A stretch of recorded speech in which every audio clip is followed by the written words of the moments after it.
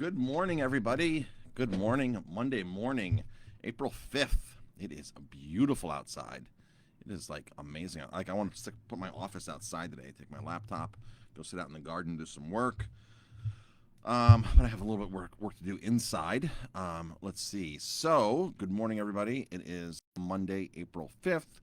It's at about 8:30ish, 8:30ish in the morning. I'm in the office here doing some work. Today's a busy day. We had a busy weekend. Today's a busy day. Hopefully you can hear me. Hopefully my microphone's working. I didn't do a sound check before I started this. Let me just check my Jamie's saying it. Just open my preferences and make sure the microphone is working. If you can hear me, just drop a comment, hashtag live or something. Yeah, it looks like my microphone's working. So, good morning, everybody tuning in. Good morning, good morning. It is gorgeous out right now, like gorgeous. Really exciting. Much different than a weekend ago. Remember last weekend we had all that rain and it was cold, like mid-30s, high 30s. I got caught out there in a 12-mile run and I was soaked last weekend. Not this last weekend, that was the weekend before. So a lot of hikers out this weekend. Tons of hikers. We were busy this weekend. So in fact, let me just drop a quick question here. I want to find out what everybody did for the weekend. Let's see how I can do this. Questions.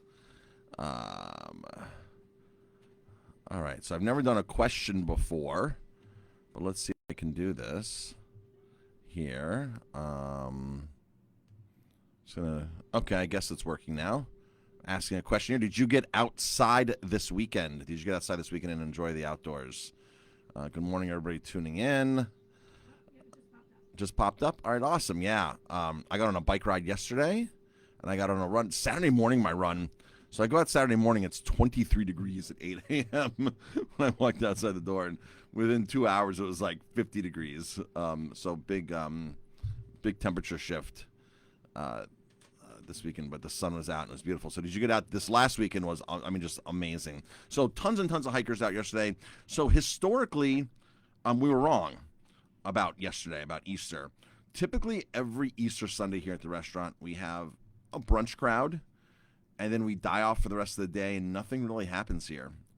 It just slows down. And we know this because we can go back and run reports through the computer, and because we save these red reservation books, and we write the temperature down, we write how many people, we write the average amount spent. We do a bunch of things every night after the end of every shift so we can historically look back.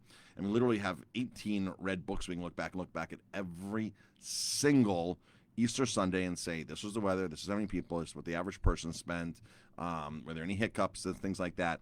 And it's a log book. We've done this for 18 years, and it's helped. In the beginning, you had to kind of do this because technology back then wasn't as swift as it is now. But all now the point-of-sale systems, you can run back and do just amazing reports. In fact, when we first opened, we didn't have a point-of-sale system, so we couldn't even keep track of that electronically. So Easter Sunday, typically a slow day here, typically a slow day. Well, not yesterday. Yesterday was jam-packed. Jam-packed. I was cooking in the kitchen. Michelle and I, busy day back there. I even did a Facebook Live in the afternoon trying to help. Right. Be busier. Jamie did a Facebook Live. What time was it? Like 2:30? Jamie did a Facebook Live yesterday afternoon. She's like, okay, it's Easter. Like, let me get on Facebook Live right now and drum up some business. Make a cocktail, make people think of us, drum up some business. And boy, when we opened the doors at 3 o'clock, the floodgates opened, and we were rocking and rolling. So thank you, everybody that came in yesterday or this weekend. We really appreciate the support. We did not do brunch yesterday. We have not done brunch since the pandemic. I'm not sure we'll ever do brunch again. But everybody who came in was just great. There was actually one table. The things we have to deal with are insane. So this 3 top walks in, these 3 ladies, and they say to the bus person who seats them, we know what we want. In the meantime, they don't have a reservation. I think it's their first time in, right, Jamie?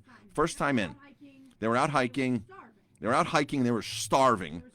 So they went online, looked at our menu, knew what they wanted, but never called us to make a reservation. So they walked in with no reservation, which is tricky these days because we have only 7 tables inside, and there are people sitting outside yesterday too.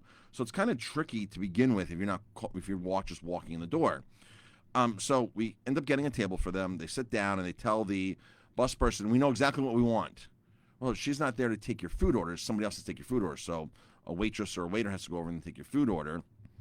The bus person's just there to seat you, get your water, get your menus, things like that. But the point is, they took time to go through the menu online and they didn't even call. If they were that hungry, some people call. Like we had a table yesterday called and said, we'll be there at 4 o'clock or 5:30, whatever it was, 5 or 4:30. This is what we want. We want to put our order in now. And some people do that, and that's very smart. If you're going to a restaurant and you're hungry, and you're looking online at their menu, call them and just order.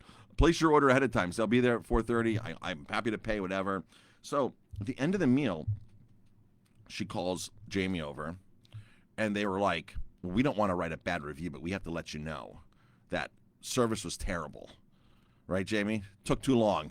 It took too long. We told the girl what we wanted when we got, that we were ready to order as soon as we got here, and the service wasn't good. And Yep. They told the girl what we got when we wanted there, that they were hungry, but they walked in hungry without a reservation. And we were packed. And the food didn't take long at all. None of the food yesterday took long at all. The food came right out of the kitchen because I worked the expert. a few minutes to get them. We got them. Yeah, it takes a few minutes, right? You just don't. Some people think, what people don't understand is by the time you go into a restaurant, get seated, sit down, look at your menu, and the wait staff gets back to you, it can be 20 minutes later, 25 minutes later. If you're hungry, that's way too long. But normally, 10, 15 minutes, that's totally normal. But if you're hungry, that's too long, right? So if you're Saying, well, I was just hungry. I was just, what's that word? Hangry. Like, 'cause she was hungry, so it made her mad. She made her mad. So she was, I don't want to write a bad review. And there was nothing really wrong with anything. It's just that you happen to be extra hungry because you're out hiking and didn't plan, and then now putting the blame on us. It was like the other person with their kids or something in the car or something. The kids were crying. Yeah, he came in. I don't know if the kids were actually We in the car. we were legitimately 15 minutes late on the order, on the pickup order, on this other order, and he was just like so upset and angry. And And I just basically told him, you don't need to wait. yeah, you don't need to wait. I mean, We'll go get somewhere you else. and- Go somewhere else. We won't charge you. Go somewhere else and get food. Like, we're packed. We're packed. So then they pull the card like, well, it's our race, isn't it? Is why we didn't get served. It's our ethnicity of why we didn't get served here that fast, didn't they, Jamie? Yeah, she Yeah. tried to pull something like that. Then she pulled something like that. And folks, it doesn't matter your ethnicity, as long as you're respectful and you're nice and and as long as you're not like causing like a ruckus in here, you're gonna get served the same as everybody else. There's nothing to do with that. But she tried to pull that on Jamie and said, well, because of our ethnicity, we didn't get served here.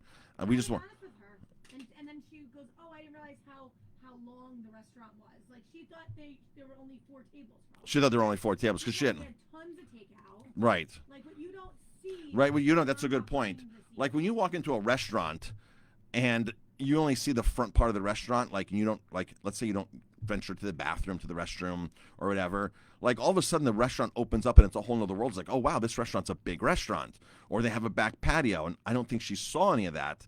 So she's just sitting up in the window booth and all she sees is, just a couple tables up there wondering why. But then you don't see all the to-goes that are happening, right? We had tons and tons of to-goes yesterday, like lots of to-goes. Like folks, yesterday was like, historically, we were wrong. We went back and looked at the numbers. We said, this is what we're going to do. And we were fine as far as service and getting food out. But we worked fast. Tables walk in at the same time. It's hard to get to all of them at once. It's hard to get it's hard to get to everybody at once, no matter, So now more than ever, restaurants have to really monitor their labor. I mean, it is labor is the number one expense in the restaurant industry. And if you're over on labor, you are going to you're going to fail. You're going to fail. I mean, that's like labor is like a big thing. If you're not working efficiently and your labor's too high, an interesting thing is like a lot of people think, especially employees don't understand like the economics of a restaurant. An exercise that we do with new staff members coming in is we put 100 pennies on the bar. And we say, okay, here's 100 pennies. Out of the 100 pennies going into the register, how many pennies do Marcus and Jamie put in their pocket for profit? What's the split here? Like how much do you think I'm making? And some new employees will take 40 cents. It's for the smoker outside. I'm smoking brisket today. It smells amazing because I have the doors open and the wood's going. So some people will say, oh, Marcus and Jamie make 40 cents on every dollar that comes in. And I'm like, thank you. I'd be driving a new Lamborghini every couple years if that was the case. And then they go back down to like 20 cents and then 15 cents. In reality, restaurants like mine make 3 to 5% profit. If we run a super, super tight ship and super like on top of things, and you could get 8%, maybe 10%. Once you start getting a restaurant that's 3 million, 4 million, 5 million, then you start getting to 15%, 20%. As long as it's running a profitable, those are the potentials of those of profit. But the smaller you are, the harder it is, because you still have to pay a chef. The chef at my restaurant still has to make the same amount as a chef at a restaurant that does double our size. I mean, it's still, you're paying the same salaries, you're paying the same person for the same job, but you have the volume to offset it in a larger place. So a lot of people are just misinformed of what the restaurant industry is like what it's really about. You have to have a large volume restaurant to really be like, okay, I'm living comfortably here. It's like a $400,000 annual salary to the owners, or profit to the owners. That doesn't happen often at all. But those people take the biggest chances. Those people take the biggest chance because they're going into a place and they're putting $1 million into a place. And some of these places have lots of debt, lots of investors. They pay extraordinarily high rents, things like that. I had a friend one time signing a lease, and he was going to pay $55,000 a month for his restaurant. I said, "Oh my gosh, $55,000 for the lease!" And he ran the numbers with me. If he does $8 million, he's going to profit $1.5 million a year. And I was like, okay, well, that makes sense. Once you get past the threshold, it's a threshold. A small restaurant like mine, the threshold is sometimes tough to hit that threshold. Joel's saying they think every penny goes into your pocket. Yeah, they think every penny goes into your pocket. So, and then they see, that the owner, took vacation this week, or the owner did this, or the owner has a new car, or this or that, and it's crazy. But off topic here. So, hi Cheryl. Good morning, Cheryl. Hope everybody had a great Easter. What'd you do yesterday? Did you get outside? I just dropped a question here on this a few minutes ago. Did you get outside this weekend? If you did, drop a comment on what you did, where you went. The trails were packed here, really, really packed. I got on a bike ride yesterday, and I rode by a couple of the trailheads, and their cars were out there. Let's see. So, what's going on this week at Aromatime? We're bringing back our salmon special. Our salmon special is back, $9.99 salmon special. So the salmon special is so popular, like really, really popular. So we decided to run it back again. The calamari was a huge hit last week. We'll do it again. I don't know how many cases of calamari we went through. Lots and lots last week. 50 pounds of calamari or something we went through. A ribeye steak special still happening all weekend. So Holly says, but you should make money. Absolutely. Everybody's entitled to make money. Everybody is entitled to make money, especially when you risk a lot of money. You didn't finish the conversation about those people. Oh, the people. Oh, yeah. So on top of it, those 3 people never even left a tip. They never even left a tip, and there was nothing wrong with their service. It was normal times to wait. It's just they were hungry. So because they were hungry, it became our problem. So they got off the trails, and they were really, really hungry. And they, became our problem now of why they couldn't place their order as soon as they walked in the door. Within 30 seconds of walking in the door, why can't we place our menu? Why can't we get our food? So it became our problem. So out of all this, and then they took the time of you and Alex at the end to explain everything. The phones are ringing like crazy. I'm running food out of the kitchen because you two are at the table, like talking to these people about something that's just so like nonsense. Well, it's not nonsense to them. Not nonsense to them, but nonsense to us, but it wasn't nonsense to them. But they took all your time. They took all your time, and they were very needy to begin with. And I took time to. And then so the phones are ringing. I'm running food out into the kitchen, and both of you are at the table, like talking to them, like explaining to them, like it's Easter, it's busy, and the restaurant's packed, and you didn't wait like really a long time. So I says, and then they didn't leave a tip on top of it. Which is not okay because you're still being taken care of. You're still being taken care of. You still got served, yep. And there was nothing really wrong with what you got. Average wait times. So, yeah.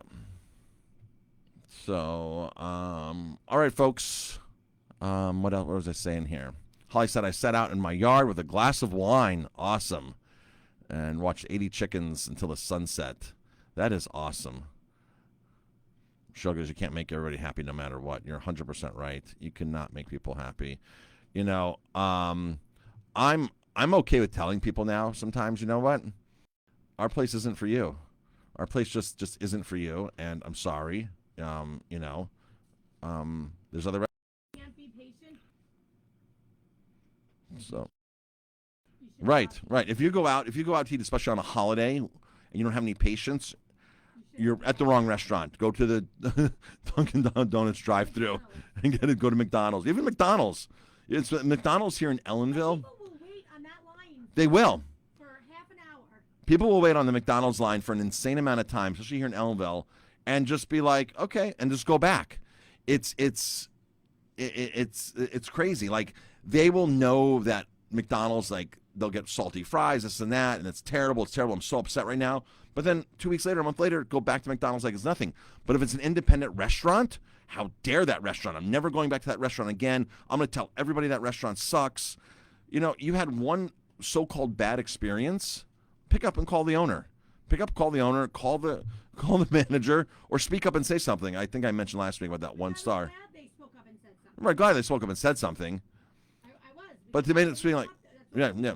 We have these cards on most tables now that have a scan code, so you can go take a survey and give us feedback.